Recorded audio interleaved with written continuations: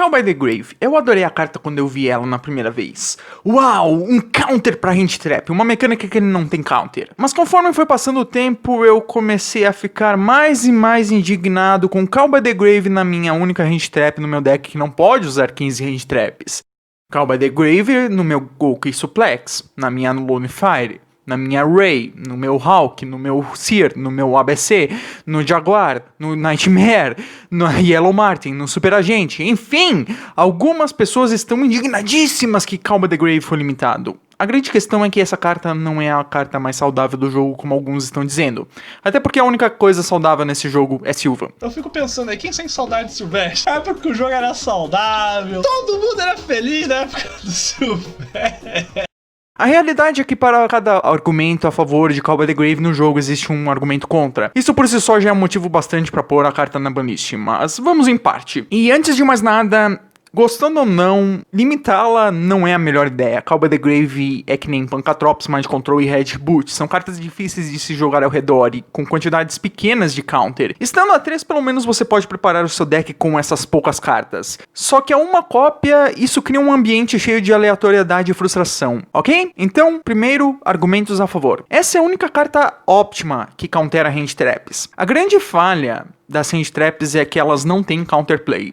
Algumas pessoas vão dizer que é só invocar um monstro dessa deck que nega Hand Trap como Crystal Wing ou Herald. Só que para chegar nesses monstros você tem que fazer jogadas que por si só são suscetíveis a Hand Traps. E não, setar uma Soul Strike, esperar um turno e depois começar a jogar para parar a Effective Failure do oponente também não é nem um pouco prático. Hand Traps são essencialmente uma mecânica onipotente nesse jogo. Ou o seu deck tem naturalmente uma imunidade a elas, ou você tem que comer elas até que uma de suas jogadas passe. E nem vamos falar das Hand Traps que tem efeitos de Floodgate. Call by the Grave é a única carta do jogo que serve a função de counterá-las, tirando cartas como Confiscation e Forceful Sentry. Claro, eventualmente recebemos Triple Tactics Talent e quem sabe um dia Crossout Designator no TCG, mas a primeira não para Hand Trap, ela pune após ela ter resolvido, e a segunda você tem que pôr mais alvos de Crossout do que quantidade de Crossout que existe no jogo,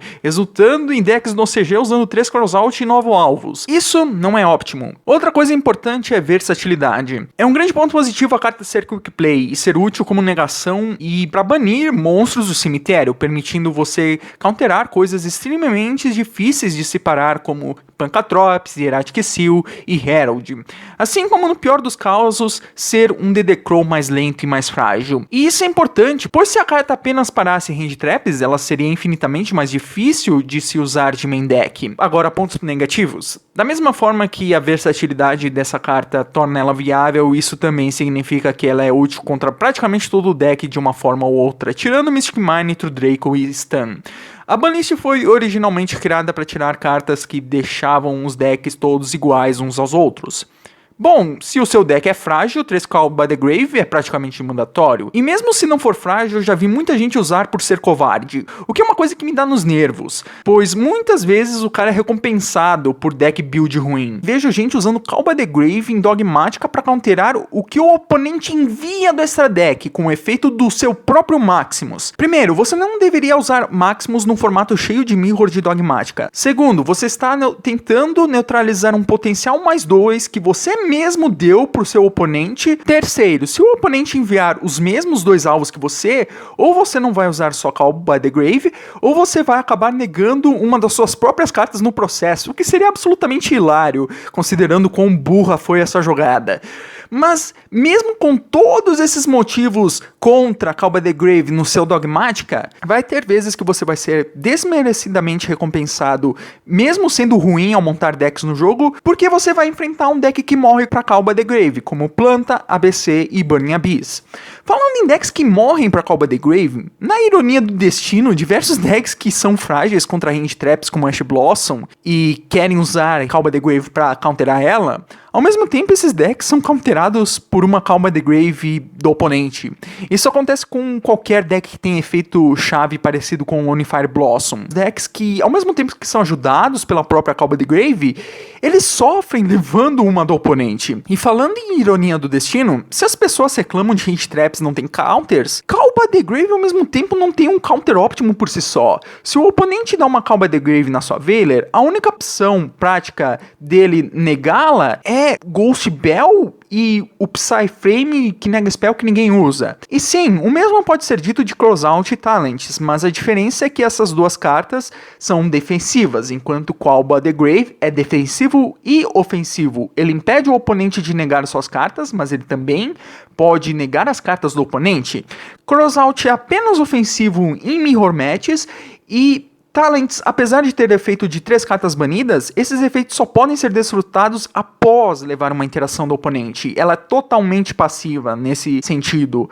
A propósito, diversos pro players odeiam Call by the Grave. Talvez esse ódio tenha se passado ao decorrer dos anos, já que o auge da carta foi no formato Golki, mas eles foram bem vocais contra a carta na época. E a maneira de como Impermanence e Nibiru funcionam é um fruto devido ao fato da Call by the Grave negar praticamente todas as hand traps até então. No fim das contas, ela é culpada pelos erros de design que as próprias hand traps cometem, talvez até mais, e ao contrário de suas substitutas, ela é versátil demais para não causar danos colaterais no ambiente do jogo. Você pode culpar a Konami por limitar Call by the Grave para vender Triple Tactics Talent, fazer o seu post no Facebook, tentando criar um motim irrelevante, mas no fim das contas, você querendo justificar isso a uma decisão comercial ou não muda o fato de que existem diversos precedentes que você devia ter olhado no passado quando a carta foi semi-limitada, e talvez ter considerado o outro lado da moeda. A força das hand traps? Bom, isso é um assunto para outro dia. Mas até mesmo dentro de um vácuo, Call by the Grave pode ser muito bem vista como um grande problema.